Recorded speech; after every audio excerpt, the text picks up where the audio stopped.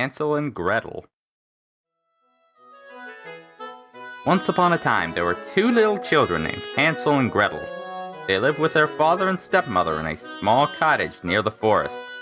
The father loved his children and would do anything in the world for them. But the stepmother hated the children, and she only pretended to love them. The family was very poor, and without money. They couldn't even buy food from the market. It is those darn brats. All they do is eat, and they eat too much.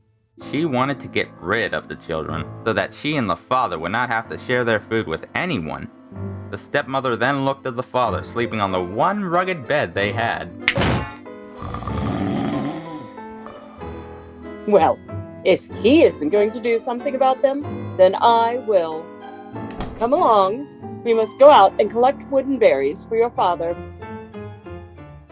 He then led the two children deep into the dark forest. Okay, children, you all stay here and pick up sticks and firewood. I will look around for berry bushes. But that was a lie. The stepmother returned home, leaving Hansel and Gretel alone in the scary woods. After some time, the two children saw that it was getting dark, and their mother still hasn't returned. Hansel, when is Mother coming back? I don't know, Gretel, but I hope she has berries. I'm starving. What is that scent? It smells like gingerbread. I smell it too. I think it's coming from over there.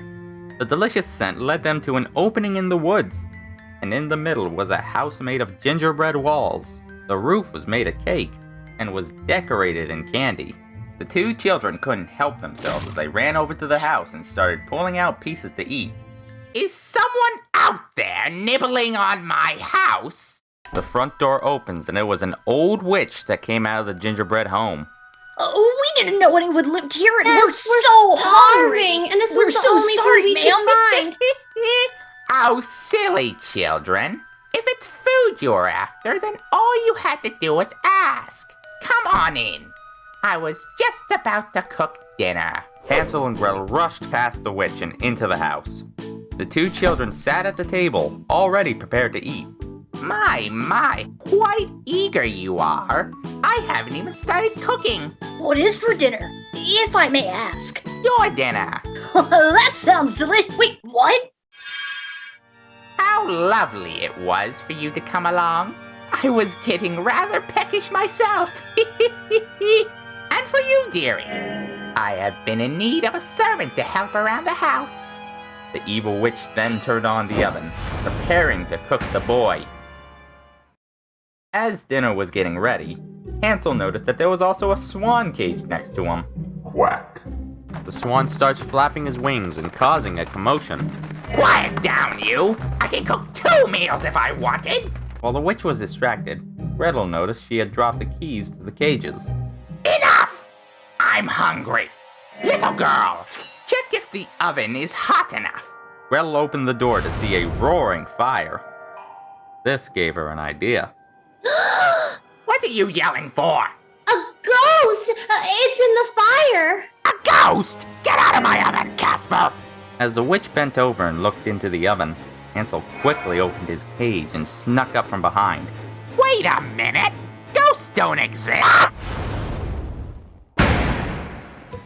After rejoicing in their freedom, the two children ran to the trapped swan and freed her as well. Quack. The swan was very thankful, and she ran outside to show the children a hidden chest filled with golden gems. Quack. The swan even offered to fly them back home. When the children returned to the cottage, they ran to their father and hugged the air out of him. They found out that the stepmother was kicked out for abandoning Hansel and Gretel in the woods. Oh, phooey. Come along, Cinderella. Pardon her, miss. Oh, it's quite all right. We should get married. With the chest of golden gems, the family was no longer poor. Hansel and Gretel and the father never had to worry about being hungry again. Quack.